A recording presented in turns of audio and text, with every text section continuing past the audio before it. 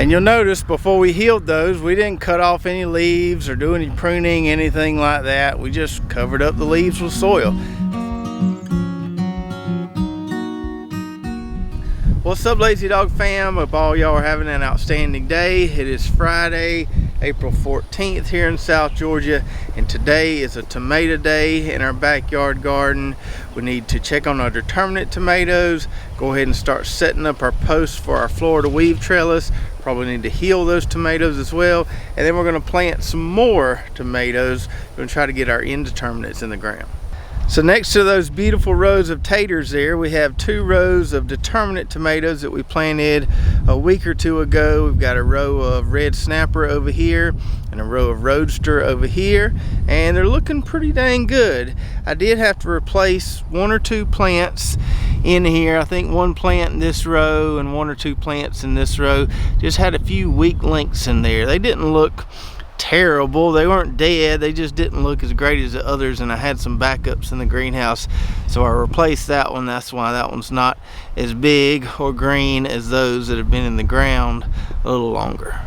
So we've got these determinate plants spaced 2 foot apart along the row here, which is my preferred spacing, and we're going to be using the Florida weave trellis to support these plants. It's a great way to support tomato plants if you've got a longer row of them as opposed to just having 1 or 2 plants. Now, we're not going to run any string today for our Florida weave trellis, but we do want to go ahead and get our posts in the ground. If you recall, when we planted these determinate plants, I told you that's why I didn't cover up my drip tape along the row completely there. I left it exposed between the plants because that's where our posts are going to need to go. So if you're going to do a Florida weave trellis, what kind of posts do you need to use? I used wooden posts for many years, about a 4-foot wooden stake, until one year. It was kind of a wet year. My plants got so big and heavy, my posts kind of rotted in the ground there, and my whole trellis just kind of fell over on the ground. It was quite the mess. Since that happened, I've started using metal T-posts for my Florida weave because I don't have to worry about those rotting. So we've got these 5-foot tall T-posts that we'll be using today. We'll be driving those about a foot in the ground, so they're nice and sturdy. So they'll end up being about 4 foot tall once we get them drove in the ground there. Now, as far as how many T-posts you need, it's probably going to depend on how many plants you have and how many posts you want to drive. I would recommend not putting any more than 4 of these determinate plants between posts. These plants get big, bushy, and heavy. They don't get very tall, but they do get very heavy.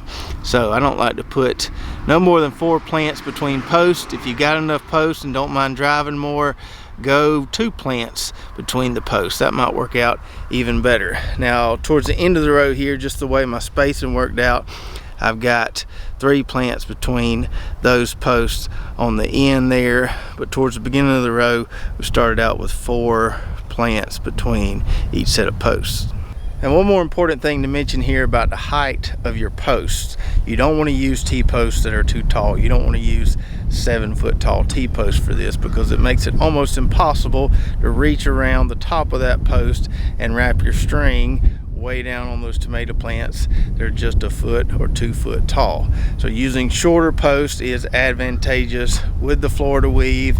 If you get your hands on some 4-foot posts, that might work pretty well. I really like the 5-foot posts because these plants usually get about 4 or 5 foot tall, and it ends up working out really well.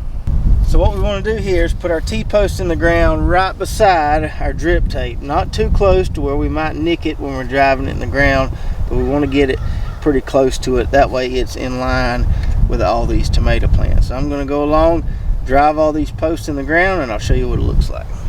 All right, so we got all 10 of those posts in the ground. Pretty easy there, sticking up about 4 foot out of the ground.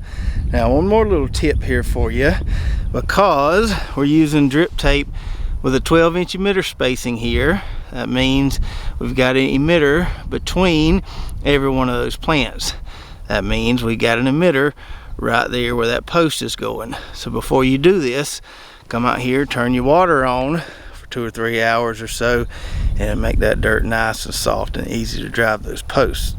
So now that our posts are in the ground, we can go ahead and cover up the rest of this drip tape, and more importantly, we can go ahead and heal these tomatoes. So we've talked about healing taters, we've talked about healing corn. Now we're going to heal some tomatoes here for a lot of the same reasons, but tomato plants are going to put out roots if we throw some soil up around those plants. It's also going to suppress some of those in-row weeds that have popped up, and also going to stabilize those plants a little bit until I start running some string. So we're just going to take our field hoe here and delicately kind of pull some soil up around this tomato plant. We may have to straighten it up here in a minute. Get some of that nice soil up around it. Come on this side here and do the same thing. Maybe straighten it up a little bit here. There we go. That's what we're going for right there. Nice little mound around that plant. And so that's what it looks like when we're done. That's what we're going for. If you've never tried doing this, I'd highly recommend trying it, even if it's just on a few plants. You'll be amazed at how much these tomato plants pop right after you do this healing here. And you'll notice before we healed those, we didn't cut off any leaves or do any pruning, anything like that. We just covered up the leaves with soil. That's the way we always do it. It's a great thing about determinate tomato plants. Not a whole lot of effort required to grow these things. And now we just wait on these babies to grow a little bit more, and we can start running some string for our Florida weave trellis. Probably going to be another week and a half. Once these things pop a little bit after healing, once they get a little taller, we'll run some string. We'll be sure to show you when we do. And since all that is settled for the time being, now we need to finish out the rest of this plot. So I came out here earlier today, made 2 more furrows, put down 2 more lines of drip tape. I've got them turned on, so it'll make it nice and easy to dig a deep hole for these big tomato plants that I have right over here. Got lots of different varieties, and we'll go through all those varieties before we plant them. So these are all indeterminate tomatoes that we stepped up from the PropTech tray into these 2.5-inch pots.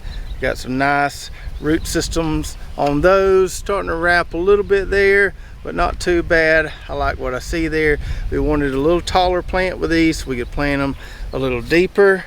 So we've got, I think, 12 different varieties that we're going to be planting today amongst those 2 rows.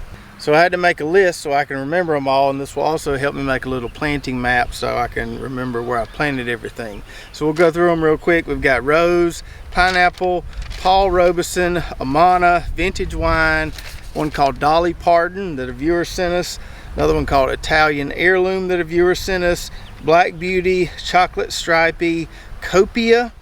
Never really heard of that one before, but someone sent us the seeds and I looked it up online. Looks pretty cool. We've got this big Wisconsin tomato that David from Wisconsin sent us, that it will grow the biggest tomato you've ever grown. So we got a few of those plants, and then we've got the Turkey Creek plants. We grew some of those last year, really liked them. We did have some seeds on our website, but they're long gone. We won't have any more until next year, but I think I'm going to plant 4 plants of those and probably only 2 or 3 plants of all these other varieties. All right, so I've got all my different varieties of tomato plants spaced out there, and we're going to be using kind of a hanging string trellis on these with T-post and conduit. Not going to set that up today, just want to get these puppies planted. Now last year when I did that same trellis for my indeterminates, I put them about 3 foot apart, or maybe a little bit more, but I think I can get away with a 2-foot spacing on these too. At least we're going to give it a try. We may lose a few of these plants and they may end up kind of naturally being more spaced out. We're going to start with a 2-foot spacing and go from there. So since we're doing a 2-foot spacing, same thing with the indeterminates, we put a plant beside every other emitter. So we got an emitter right here. We do want to plant these deeper than we did those determinates. That one there's a little dry. Just about to go in some moist soil. I'm going to put me a handful of this Nature Safe 855 down there. It'll get mixed around a little bit here when I dig a hole. So get way down there. Try to plant this puppy pretty deep. See how good that does there. Get it on down there like that. Some soil back up around it. That should be pretty good right there. Good enough. All right.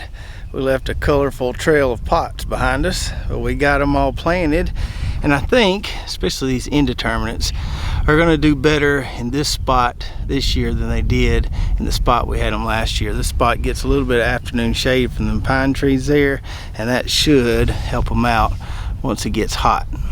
And once again, I have messed around and planted way too daggum many tomatoes. I always tell myself every year I'm not going to plant as many because we had too much, and here we are. We got 4 cherry tomatoes in the raised bed garden. We got 30 or so determinate plants here, 30 or so indeterminate plants here, and that's not all of them. I still have 2 varieties that I got to find somewhere to put. We've got a variety called Siberian and a variety called Dixie Red. Our buddy Matt up in Athens sent us some seeds for those. Got a few plants of those. Don't know where I'm going to put them yet. Maybe I'll put them in that little raised bed garden over there by the barn. But I guess it's better to have too many than not enough. We really need to restock our pantry this year with stewed tomatoes. Kind of running short on those at the moment. The way we kind of do it is every 2 years we'll do a bunch of stewed tomatoes, and then on the years where we're not doing stewed tomatoes, we do a lot of pasta sauce, and that kind of keeps us with a good steady supply all the time. So last year we did a bunch of pasta sauce, no stewed tomatoes. This year we got plenty of pasta sauce left. We'll do a bunch of stewed tomatoes. So I hope you enjoyed the video today. Don't forget to check out our affiliate links in the description below, and go check out our website, lazydogfarm.com. And if you want to see some of our tomato trials from last year when we grew a bunch of different indeterminate varieties, kind of like we did this year, be sure to check out this video right here. A lot of beautiful, colorful, delicious tomatoes that we grew right back there on that side of the property. So check that out, and we'll see you next time right here at Lazy Dog Farm.